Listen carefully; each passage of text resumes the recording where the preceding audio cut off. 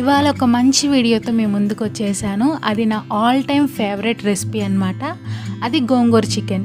గోంగూర chicken ఈ విధంగా చేస్తే అసలు పద్ద చేసుకొని తింటారు, అంత బాగుంటుంది.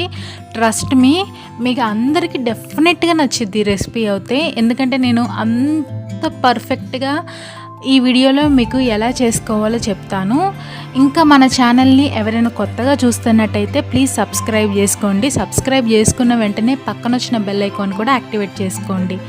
ఇప్పుడు గోంగూర చికెన్ ఎలా చేసుకోవాలో ఆ ప్రాసెస్ చూపించేస్తాను, పదండి. ముందుగా స్టవ్ ఆన్ చేసుకొని ఒక కడాయి పెట్టుకోవాలి. ఇప్పుడు దీంట్లోకి ఒక 8 టేబుల్ స్పూన్స్ ఆయిల్ వేసుకోవాలి. గోంగూర చికెన్లో కొంచెం ఆయిల్ ఎక్కువ ఉంటేనే టేస్టీగా ఉంటుంది.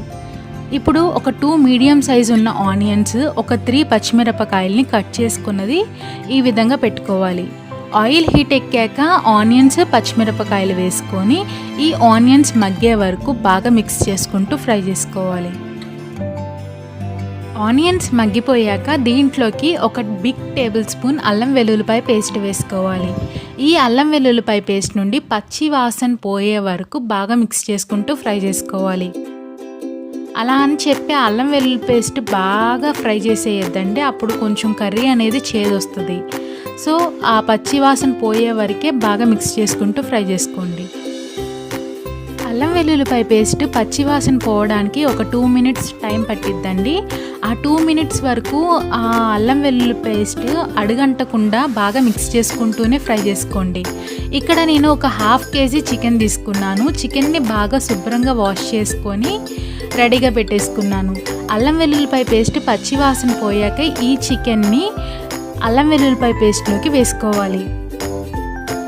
ఇప్పుడు దీన్ని బాగా మిక్స్ చేసుకోవాలి.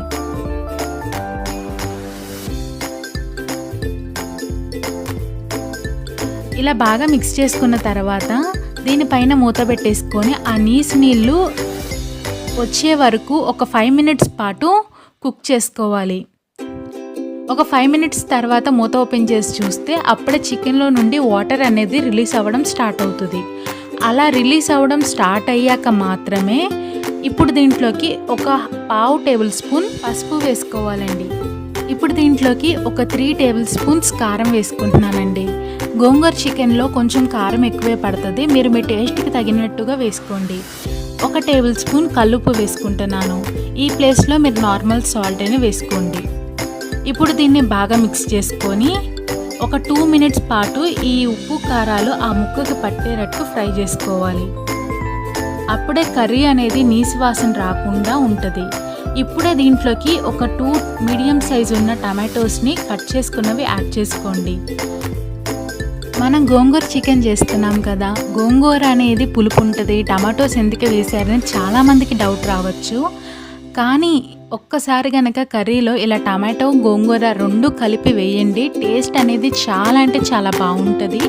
ఎక్కువ టమాటోస్ వేయద్దు, ఒక పెద్దదవుతే 1, మీడియం సైజుతో అయితే ఒక 2 వేసుకోండి చాలు.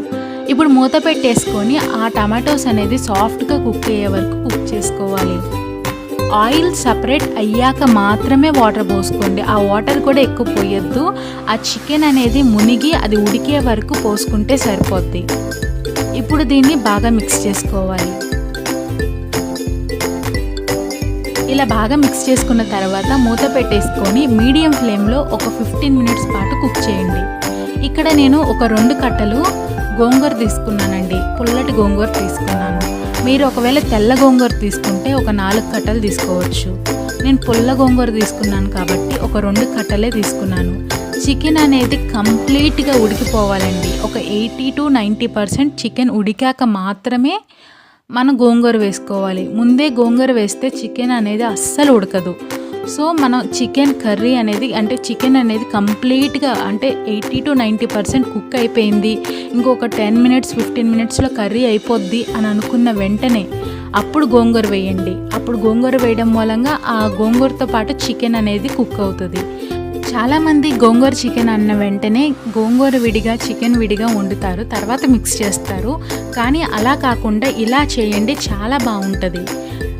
గోంగూర అనేది కంప్లీట్గా కుక్ అయ్యాక దీంట్లోకి ఒక టేబుల్ స్పూన్ గరం మసాలా వేసుకోండి.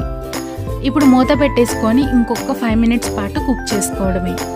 అంతేనండి గోంగూర చికెన్. మీకు కనుక ఈ వీడియో నచ్చినట్టయితే లైక్ చేయండి, మీ ఫ్రెండ్స్ ఫ్యామిలీకి ఫార్వర్డ్ చేయండి, మన ఛానల్ని సబ్స్క్రైబ్ చేసుకోండి. సబ్స్క్రైబ్ చేసుకున్న ప్రతి ఒక్కరికి థ్యాంక్ యూ. సబ్స్క్రైబ్ చేయని వాళ్ళు కూడా ప్లీజ్ సబ్స్క్రైబ్ చేసుకోండి. Thanks for watching.